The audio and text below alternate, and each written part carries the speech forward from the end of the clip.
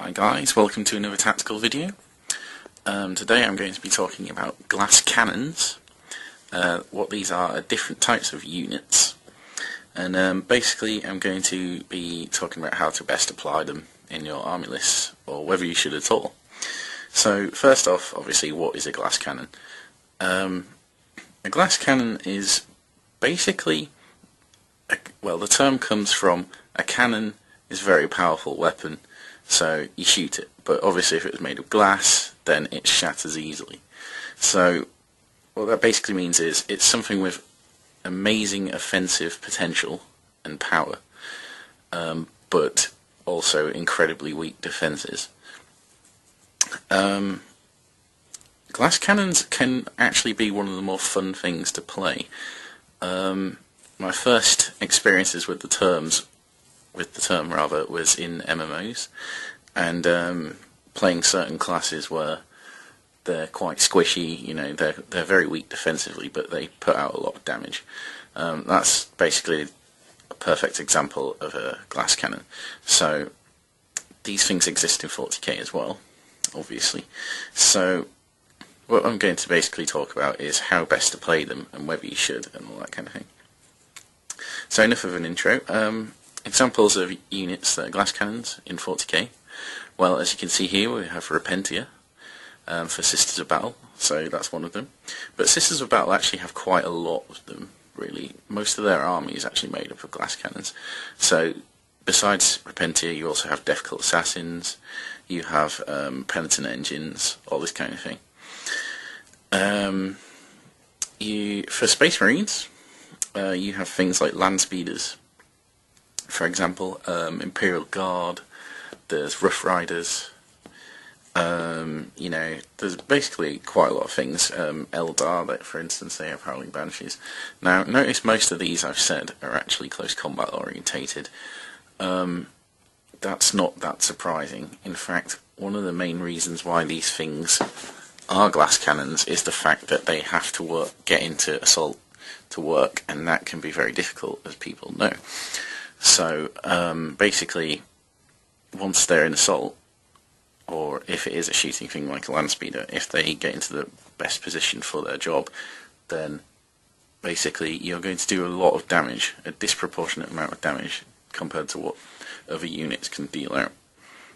They're the kind of things that can sweep entire units in one turn, kill very expensive models in one turn. So, you know, very, very powerful if used appropriately.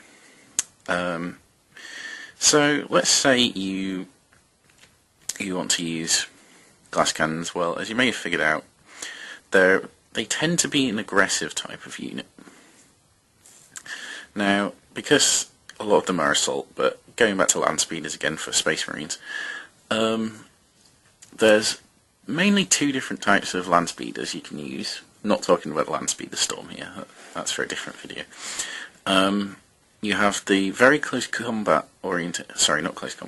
range orientated setup, say, you know, melter guns and flamethrowers that you can put on there. Or you can have the very long range using the missile launchers on the back of them.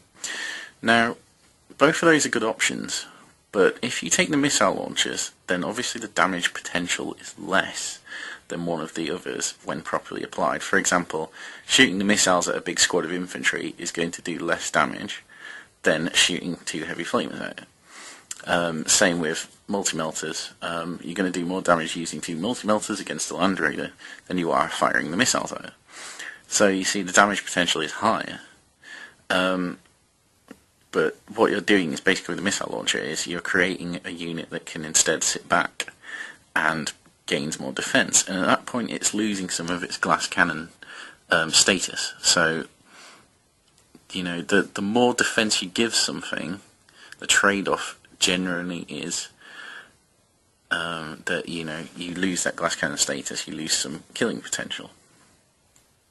So I'm not really going to talk about the defensive measures in that sense. I'm going to talk about how to get the most defense with, like, the full glass cannon setup. Excuse me. So with that in mind, this is basically about maximising their defences, and this is the key to getting these things to work. So, for example, a type of glass cannon could be Honor Guard. Okay, now Space Marine glass cannons tend to be more. They tend to have a lot more defense than other armies, mainly due to power armor as a general rule. But there's other reasons as well, like they tend to have better defenses, like higher toughness, etc.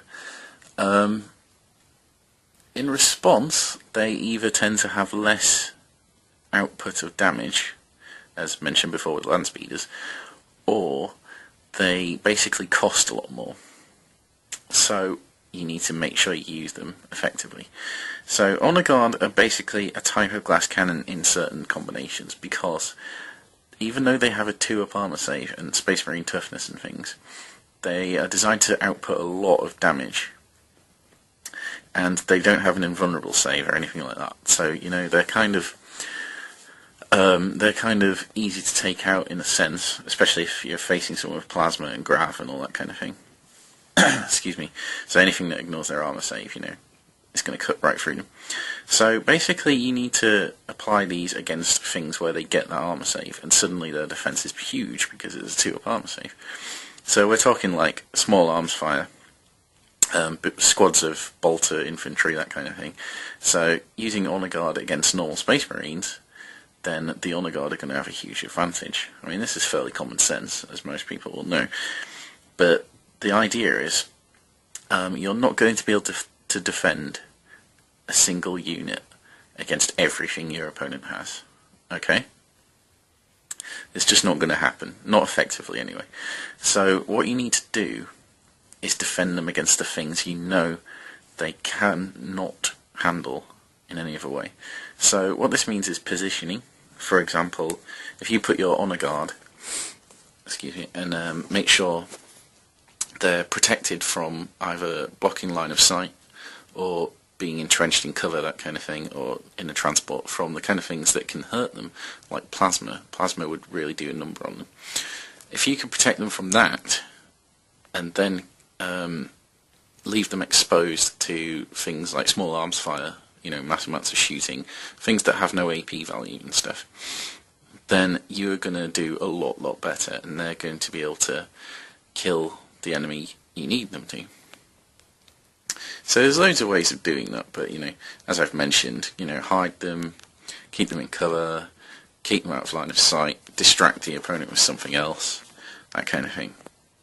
So that's basically their thing, high armor save. Okay, there are other things though, like for example the Repentia here. Now Repentia are very weak defensively. They're only toughness 3. They only have a 6-up invulnerable save. They've lost their feel no pain, except via the act of faith in the assault phase. Okay, so basically the main defense is they are a small target in terms of actual model size. So they're harder to see, they're easy to hide, blah blah blah, like most infantry. Okay, they have fleet, which means they can move very quickly when needed. If you can, keep them in cover, blah blah blah, keep them out of line of sight of things that hurt them. Now what hurts them is actually mass fire, which is like the opposite of the Honor Guard. Things like plasma and, anti-tank weapons are going to hurt them, obviously, but it's going to be less effective in many ways than it would be shooting at normal Space Marines or Honor Guard, because obviously you're not ignoring their armor save with it, because they don't have an armor save. They're still getting a save against you, in fact. You're wounding on a 2 regardless of their lower toughness anyway, so shooting plasma at them is a bit of a waste. So exposing them to that is not so bad as it would be exposing an Honor Guard to that. Now if it's something that is lower strength but still high AP, or just generally lower strength in general, then these are actually quite survivable, because in the assault phase they can get that feel no pain, which is a 3-up feel no pain, which suddenly counts as an invulnerable save anyway, so long as it's not strength 6.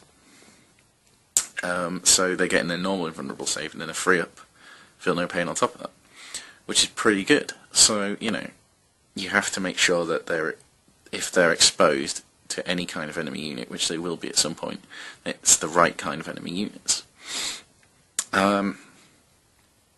So it's basically kind of like making it really awkward to kill the unit, and in doing so, your opponent is more likely to overextend themselves. So, for example, I have a land speeder, I put it down behind cover, put it down behind a building, so it's completely obscured. The opponent's going to have to move to face it, but if he doesn't come and get it, then it's going to damage his troops next turn, that kind of thing. Now, if he moves to come and get it, and he probably would kill it, it might not necessarily, but he probably would kill it, then okay, he's moved where you wanted him to, because you controlled that by putting the land speeder there. So he's now moved where you want him to, and you could use that as part of your synergy to then attack with something else that can obviously destroy the units that killed your land speeder. So it's kind of like sometimes the threat is enough, and big deal if they kill the land speeder. Well, it's like 60, 70 points, maybe 80 points, I don't know. It's not much, it's very cheap, and for that kind of power in controlling your own opponent's units against him, and making him maneuver exactly what you want, well, there you go. Maybe he leaves the land speeder alone, well, there you go, now you can get in and do the damage. So, either way, you're basically getting what you want. So as I say, sometimes the threat is enough. Make it as awkward as possible to kill them, and your opponent will overextend themselves. So, to give an example of maximising the defences, here it is basically. I have my Stern Guard, which are here. I have my Repentia, which are here. So, say I'm using a Repentia, okay. Now, imagine it's full squad on both sides. Stern Guard are quite an expensive unit, because they have lots of fancy ammo. They have ammo which increases their range. They have ammo which is like AP4. They even have AP3 gets hot ammo. And they also have ammo which is basically wounds on a 2, regardless of toughness, is poisoned. Now, where this is good is basically all those types of ammo will do nothing against Repentia.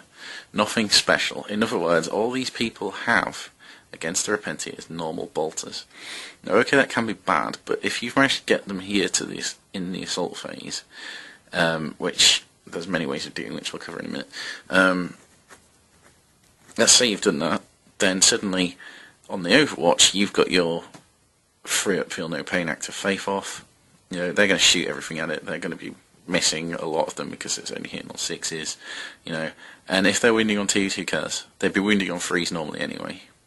Their AP's going to do nothing. You're getting your invulnerable save anyway, and then your feel no pain save, and then suddenly these are going to be bouncing off that with their close combat attacks when you charge in, and you're going to slaughter this unit because they can't do anything about it.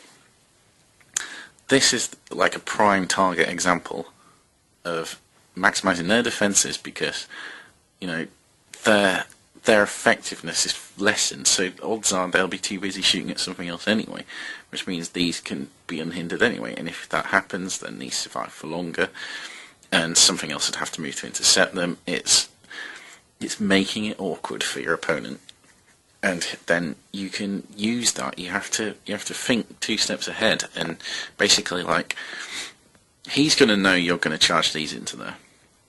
He's going to try and intercept these with something else because he knows they're going to struggle. Or maybe he doesn't, but let's just say he's a smart player. He's going to know what's happening, okay? So he has to do something. So if these are like covered, for example, say here there's a wall, okay? He has to move something to deal with these Repentia before they get into that assault. And if he moves something around the wall, like something at strength 6, I don't know, a Dreadnought. Okay, not a Dreadnought, that would be bad against Repentia. I don't know. Something with lots of strength 6 or something, Flamers, that kind of thing. Lots of anti-infantry. If he does that, then basically you can be ready for that as well by having something else to intercept that unit. So you could orchestrate this situation specifically to get a more dangerous unit to appear from behind the wall exactly where you want it and expose itself. And this is the trick to it. It's basically part of your synergy. But the other thing is, if they don't do that, then you are going to absolutely destroy this unit with a glass cannon unit, and that is why they're very, very useful and very, very fun. So, ways of getting people there, well, with Repentia, they have fleet anyway, so it doesn't matter too much. They want to be running as fast as possible, make it awkward, make them run through cover, make them stay out of line of sight if they can, or at max range otherwise, limit the amount of shots against them. Other ways are transports, like land raiders and things.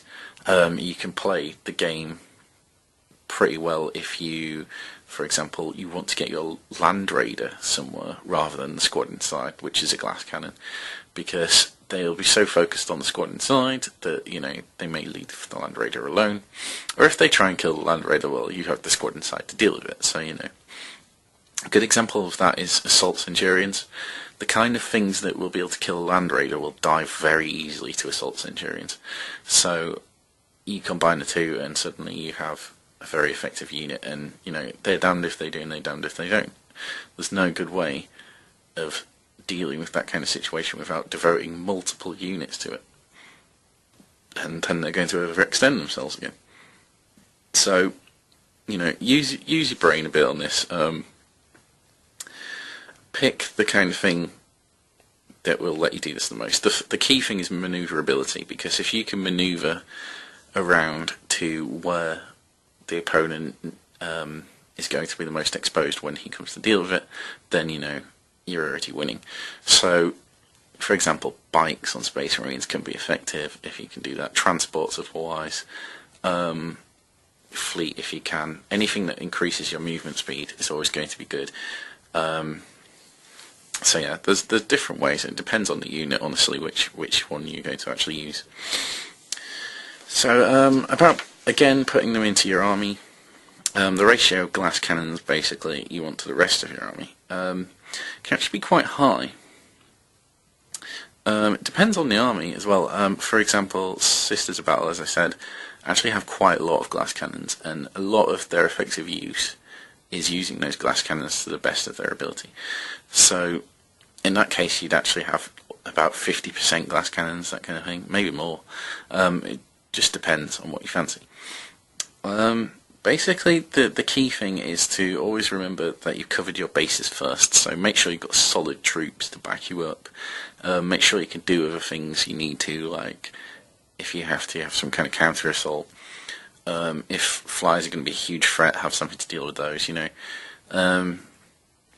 If you have something to cover the basic bases and stuff, to deal with the situations that arise from using this, for example, that flamer comes to deal with these, you need something to kill that flamer unit. Okay? Simple. But make sure you have that. Then the glass cannons are going to be a lot more effective. Okay, so remember, cover your bases first, and then it doesn't really matter how many glass cannons you have, because actually the more you have, the more of these situations you can engineer, the more you are controlling what happens on the tabletop, and basically the more damage you can put out. And if they don't deal with these situations, and quite often they may struggle to if you maximise your defences, as I say, you can do a hell of a lot of damage, and they're going to hate it. So yeah, it's basically a playstyle thing. You either love it or you hate it. Many people will automatically dismiss the kind of units that glass cannons are, because they look at the defences and they're just like, oh, they're rubbish, I could take something a lot more effective than that. It's true, but you have to kind of think about what it'll add to your army, and if you can use a glass cannon effectively, they are one of the most fun things you can do in 40k, or any other game for that matter. Just for that moment when you get them exactly where you want them, and they wipe a squad on their own, or you've played the enemy right into your hands. So give it a thought. If you like this kind of thing, you'll know it pretty quickly. If you don't, then no biggie, but you are missing out. So that's basically it on glass cannons. Stay tuned for more videos soon. Gonna have some Space Marine ones up again soon, and please leave a like or comment or subscribe, and thanks for watching.